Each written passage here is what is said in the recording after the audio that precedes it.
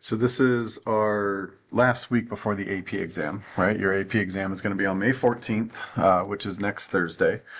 And then our course final is going to be the following week. So we have another week of AP exam review for you guys to do. So this time there are 6 assignments. 4 of them are practice multiple choice questions, and then we have 2 more practice FRQ prompts for you to do. So you will just want to click on these assignments, get through these multiple choice questions. Again, these are from old AP exams, so that's going to kind of give you a feel for what the questions are going to look like. And then on the practice FRQ prompts, just like last week, each prompt has 4 questions. You're going to want to open up your personal project reference sheet so you can answer these questions based off the code that you wrote.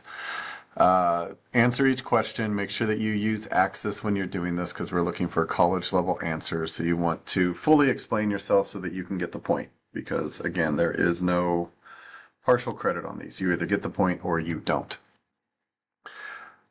So that's really it this week. We are just doing that. So I will be sending an email that's going to have a link to some more practices that you can do if you want. These are not considered assignments, so you don't have to do them. You're not going to get points for them. It's just more practice questions that are going to be on the AP College Board website. So for those of you that are taking the AP exam and want to look at some more questions and get some more practice for this, that'll be available to you.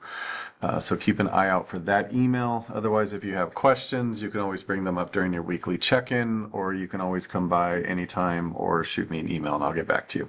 All right.